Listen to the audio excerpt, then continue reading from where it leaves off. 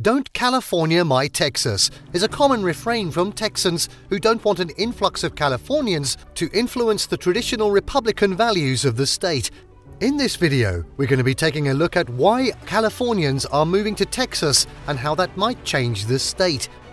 Before we begin, you can help support our channel by becoming a member of this channel. Press the join button below. This will help us to bring you more awesome videos. So now, let's cut to the chase. The California to Texas migration trend is hard to ignore, especially after the pandemic led to a wave of West Coasters exiting for more affordable cities like Dallas. 1 out of every 10 people moving to Texas comes from California, according to a recent study by the Texas Real Estate Research Center at Texas A&M University. Companies like Charles Schwab, Tesla, and Oracle are just some of the latest to relocate their headquarters from the Golden State to the Lone Star State. Callum Clark, director of the Bush Institute Southern Methodist University Economic Growth Initiative, considers himself a student of what's driving Texas's explosive growth. Clark, 55, worked in the investment industry for 25 years before earning his PhD in economics at SMU with the aim of a second career in economic policy research and engagement, he said. Shortly after graduating, he joined the Bush Institute to lead a program called Blueprint for Opportunity, which focuses on creating inclusively prosperous, opportunity-rich regions, cities, towns, and neighborhoods, he said.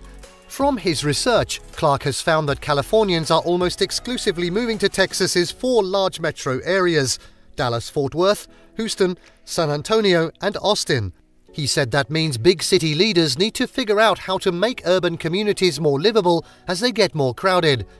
"I compared Dallas to how Dallas was when I grew up here. It feels a lot bigger," he said. "Yes, it feels sometimes a little bit more crowded. On the other hand, it's a whole lot more interesting." Clark sat down with the Dallas Morning News to discuss why people are moving from California to Texas and the impact it may have on the state.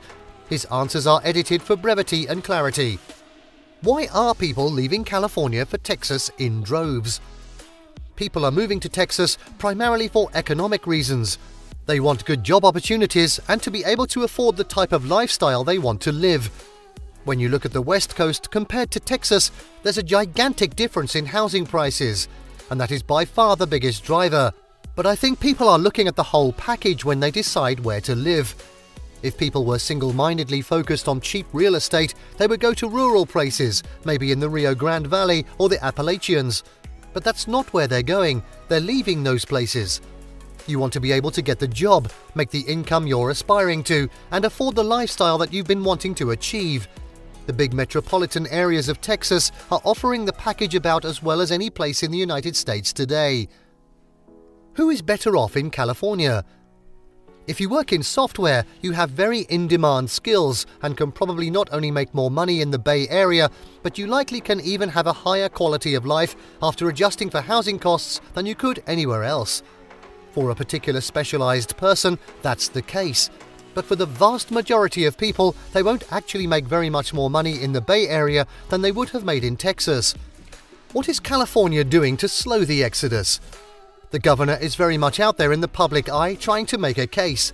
What he's primarily doing is putting up billboards and so forth, blasting Texas for the state's conservative social policies, and saying that California is a progressive paradise. We'll see how well that works. I'm just fairly doubtful that will move very many people. I'm sorry to say that I don't think California has succeeded in implementing policies that will solve what ails California. The housing cost crisis is discussed ad nauseum, but not addressed. Bills that at least would begin to make a stab at it always seem to fail in the California state legislature. It's visible in the number of housing units being built, which is extraordinarily small relative to other parts of the country and relative to the state's own history. They're not solving problems. If anything, they're turning the screws and making it harder for businesses to operate. In addition to ordinary people wanting to leave, businesses are kind of being run out too.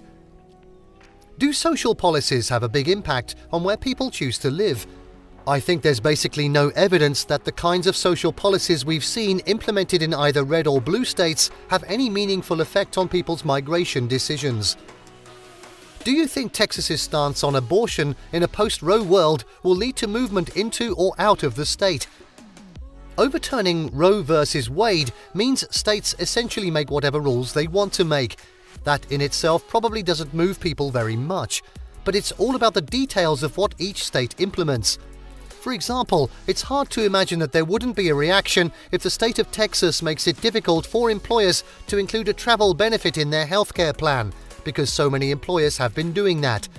And if you make Texas a bad place to do business, you undermine the very foundations of the Texas miracle. Do you think Californians will make Texas bluer or change its demographics? It's too early to say. We don't have really good data on the political leanings of people leaving. Some would say it's the people who lean a little more right who come to Texas. We don't know. What we do know is this: moving across long distances, especially for work reasons, skews young. The people coming to Texas are on the younger side, and young people, on average, have more progressive views on a number of social issues. A reasonable bet is any place that attracts a bunch of younger people is going to shift a little bit toward their views. Did COVID speed up migration to Texas? The COVID lockdown provided a giant experiment where we got to see where people would move if they were untethered from workplaces for a time. The flow of people was very, very clear. It was out of the biggest coastal areas to places like North Texas and the fast-growing metropolitan areas around the Sun Belt and mountain states. There was also a great big movement out of core cities into suburban places. Does Texas have enough housing to support its exploding population? We're struggling. Keeping up with the growing demand is a Herculean undertaking. We almost kept up, but we haven't quite kept up. And that's visible in the fact that home prices have been going up faster in North Texas than in most cities and metropolitan areas around the United States. I think in North Texas and in the major Texas metropolitan areas we've gotten more right than wrong.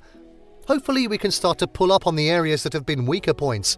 Everything around public transit for lower income people and everything about making the place environmentally sustainable have not been our strengths. We've got to work on those in the future. And there you have the reasons why Californians are moving to Texas and how that might change the state. Did you like what you saw? Let us know in the comments down below. Check out more videos on California and Texas in our travel guide playlist. That's all for now. Until next time.